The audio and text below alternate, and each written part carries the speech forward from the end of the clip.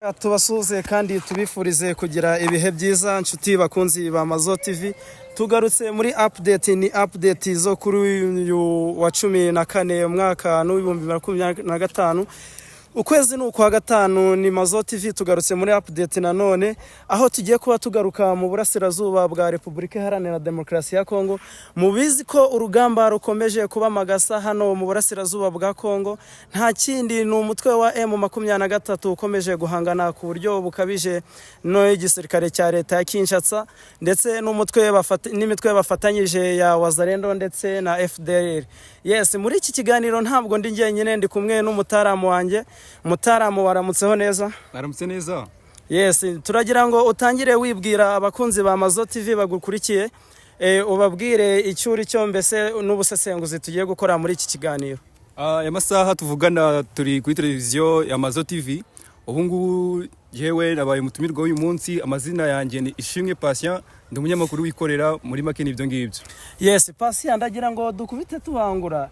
Ahangaha uri umunyamakuru wikorera, ukurikirana ibibera mu burasirazuba bwa Kongo. Ndagira ngo tugaruke ku ntambara ikomeje guhanganisha umutwe wa M23 ndetse n'igisirikare cya leta ya Kinshasa. Ndagira ngo ugire icyo bivuga. Ese M23 mu busesenguzi bwawe, mu magambo yawe, uyibona ute kugeza magingo aya? Ubundi mu busanzwe ni itsinda ry'abantu bagari benshi cyane ariko riharanira ukwigira kwabo, kuko ni abaturage b'igihugu cya Repubulika Iharanira Demokarasi ya Kongo bashatse kugarura amahoro mu gace batuyemo. Nubwo leta ya Kongo ibayoboye yagiye ibananiza, ariko bakavuga yuko ari abaturage b'u Rwanda. Ikiza ari uko bagaruka mu Rwanda iwabo, ni abaturage baharanira uburenganzira bwabo. Rero barirwanirira ubwabo kandi bafite imbaraga nyinshi zikomeye cyane. Ntabwo bashaka gutsindwa, nubwo bashaka gusubira inyuma. Imbaraga bafite ni ukwigera imbere, bashaka kugera ku ntsinzi yabo. Mbese muri make twavuga ko barwanira uburenganzira bw'abanyekongo muri rusange. Yego, bitirirwa ko ari abanyarwanda. Bitirirwa ko ari abanyarwanda. Yego, Patient, ndagira ngo duhita tugaruka ku mbaraga M23 yabifite. Ese ubona ifite imbaraga zingana iki ku buryo kugeza amagingo aya ishobora kuba yarigaruriye? No, ntabwo ishobora, ahubwo niko bimeze. Yigaruriye umujyi wa Goma ndetse n'umujyi wa Bukavu, kandi iyo mijyi irakaze hano mu burasirazuba bwa Kongo, ndetse na aho ngaho Bukavu turayisanga muri Sud Kivu. Ndagira ngo ugire icyo bigarukaho nk'umuntu ukurikiranira hafi ibera muri Repubulika ya Demokarasi ya Kongo. Mu busanzwe mu ntambara iyo umuntu azi icyo arwanira aratsinda. Cyane yuko bari mu kuri, kuko umuturage niba yumva ko ari mu kuri nta kindi arwanira usibye kugira ngo aharanire kubaho kwe ejo hazaza, n'abazamukomoka bazabe mu mahoro, basabukuru bashatse kugira ngo bazahabe. Rero imbaraga bafite nta zindi, nuko ari kurwanira uburenganzira bwabo. Izo mbaraga bafite, noneho bakagira kwagura aho bashaka kuba, bakagira hanini kugira ngo ibintu bishobore kugenda neza. Muri make rero nekeza yuko ibyo ngibyo ari byo bashaka kugira ngo baharanire kwigira kwabo. Okay, Patient, tukiri aho ngaho ndagira ngo nanone M23 ni umutwe. Yes, mbere na mbere ariko reka Mutaramu tubanze tubwire abakunzi bacu ba Mazo TV bakomeze badushigikire, bakora subscribe, share, like ndetse na comment kugira ngo ibiganiro byacu bikomeze bibagereho. Yego, dukomeza aho twari tugeze. Yego, ndagira ngo tugaruke kuri M23 nanone. Ubu ngubu ni umutwe uri kuvugwa mu ruhando mpuzamahanga. Ni umutwe wafashe irindi zina hano kuri uyu mugabane wa Afurika ndetse no ku isi muri rusange. M23 ni umutwe umaze kwirukana abacancuro b'Abanyarumaniya bari baraje ngo kugarura amahoro, ariko ngewe ntabwo ariko mbyumva, ndetse n'izi SADC na SANDF bose bari baraje, ariko ntabwo mbifata nk'abantu bibaraje kugarura amahoro. Ahubwo aba bantu ngewe ko mbabona nk'abantu bibaraje guhirika ubutegetsi runaka. Ese wowe ubifata ute kuba M23 imaze kwirukana ingabo zingana gutya muri ubu burasirazuba bwa Kongo? Ubundi mu ntambara ibintu bibaho, habaho ikintu cyitwa ubusahuzi cyangwa se ibintu byo gushaka inyungu ku ruhande runaka.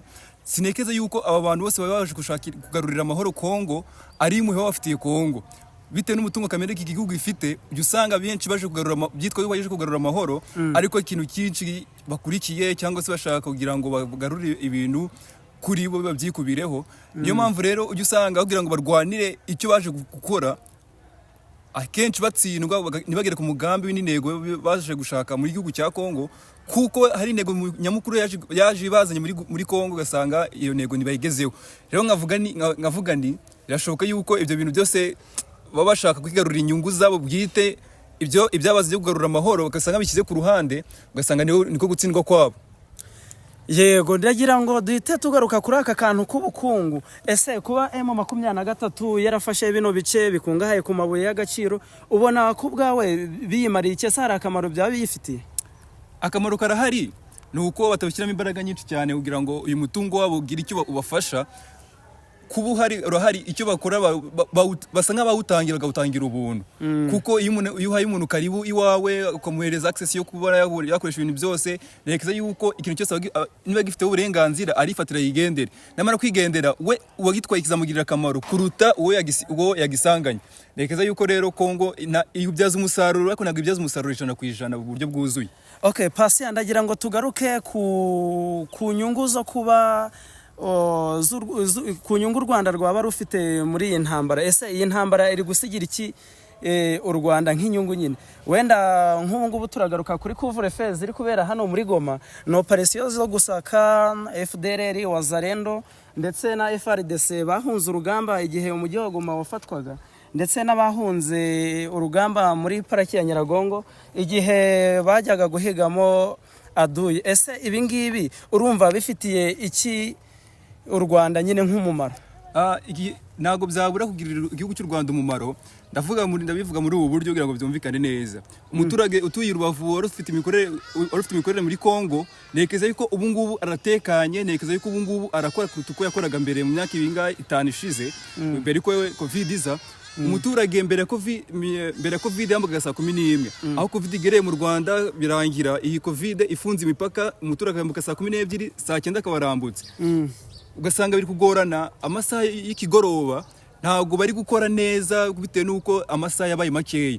Ariko uyu munsi aho M23 afatiye igihugu hano muri Kongo, byahaye umuturage utuye Rubavu akoreraga muri Kongo, cyangwa se umuturage w'u Rwanda akoreraga muri Kongo, kuba yakora agakora amasaha menshi kuruta ayo yakoraga, kuko ubu ngubu umuturage w'u Rwanda arambuka guhera saa 12 ageza saa 4 z'umugoroba yanyuze ku mupaka mukuru ariwo bita La Corniche cyangwa se kuri Grande Barrière. Nekereza yuko rero ubu ngubu imikorere yaragutse, kandi umuturage ari gukora cyane yiteza imbere, n'igihugu muri rusange bakiri gutera imbere. Yego, Patient, ndagira ngo dukomeze nanjye ntange inyunganizi aho ngaho.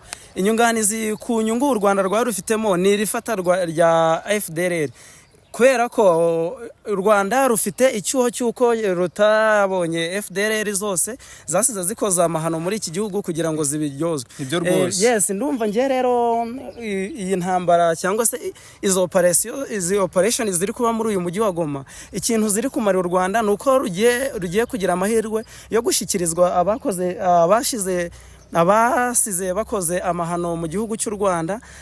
Ubwo FDLR ziraza gufatwa, zirabiryozwa, ubwo zohereze mu Rwanda zize mu nkiko, ubwo abatagira icyo bakurikiranwaho n'ubundi nk'ibisanzwe ni ukoherezwa mu kigo cya Mutobo wo kwigishwa indangagaciro, mbese ndi umunyarwanda bigomba kuranga umwene gihugu. None Patient, ndagira nubwo uri umusesenguzi kandi ukaba uri umunyamakuru, nanone uri umuntu uturiye umupaka wa Petite Barrière cyane La Corniche.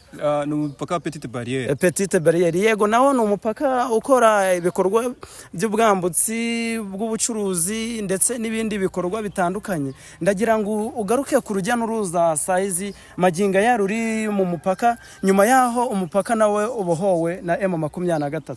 Igihari ni uko ubu ngubu ibintu bimeze neza cyane, umuturage arambuka kumva yuko ahavuye n'ahagiye naho byenda gutandukanira, akumva yuko ahavuye hari umutekano naho agiye hari umutekano.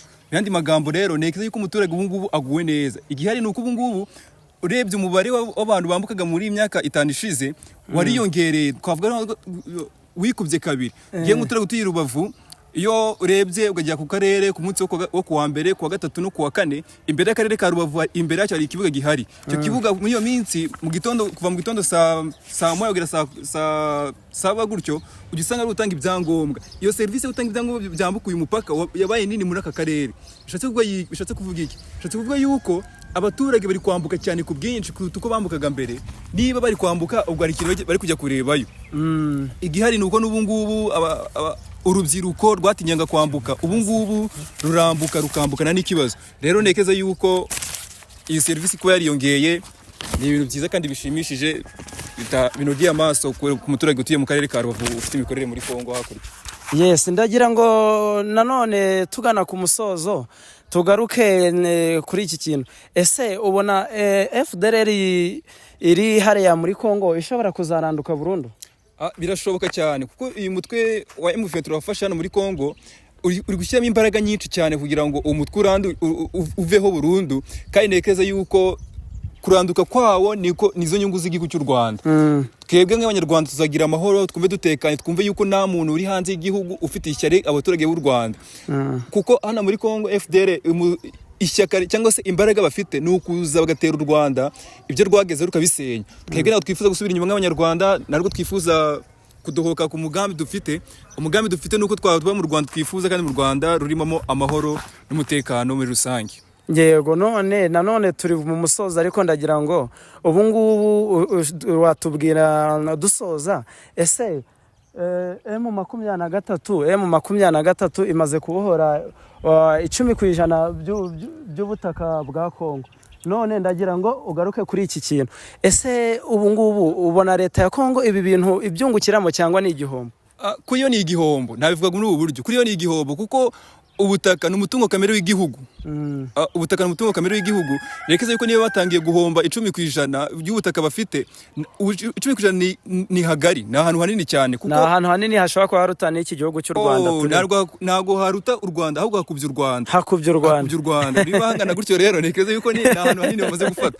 Rero tekereza u Rwanda nubwo bavuga ngo ni rutoya, kuruzenguruka ubwarwo bisaba iminsi 2 cyangwa 3. Ntabwo byoroshye nabyo, ntabwo byoroshye. Rero tekereza ahantu hakubye u Rwanda. N'ubutaka bunini rero Kongo iri kubihomberamo. Nicare ikore yemera ibiganiro by'amahoro, ibikore hagati ku made zombi, habeho kuganira kugira ngo amahoro agaruke mu baturage cyane rwose. Yes, Patient, n'ubuntu nkuko bisanzwe turi mu musozo, ariko ntabwo twagenda utagize icyo ubwira abakunze ba Mazo TV cyangwa se ubashishikariza. Mazo TV ni televiziyo nziza cyane igugeza amakuru ajyanye n'ibikubera hano mu burasirazuba bwa Kongo.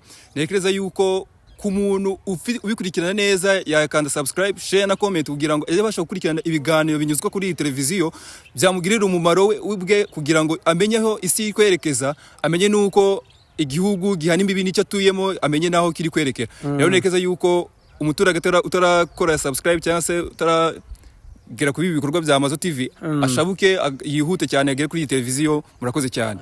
Yes, urakoze Patient, urakoze cyane ku makuru meza utegejejeho kandi no ku kiganiro tugiranye. Yes, ariko nanone ntabwo nanjye nsoza ntabahaye umwanzuro. Yes, nanjye ndagira ngo mbabwire ko ibikomeje kubera mu burasirazuba bwa Kongo ni ibintu bimaze gufata indi ntera, aho umutwe wa M23 ukomeje guhangana ku buryo bukomeye n'igisirikare cya Repubulika ya Demokarasi ya Kongo, aricyo dukunze kwita nk'ibisanzwe coalition ya FRDC. Ariko si FRDC gusa ihanganye na M23, FRDC ishyigikiwe n'imitwe yitwaje intwaro ya Wazalendo ndetse na FDLR. Ariyo mpamvu natwe dushishikariza leta ya Kinshasa kwemera ibiganiro n'uyu mutwe wa M23 bagashira mu bikorwa ibyo bagenda bumvikanaho. Yari Munezero nk'ibisanzwe umunyamakuru wa Mazo TV, narindi kumwe na Ishimwe Patient. Murakoze cyane. Sawa, murakoze.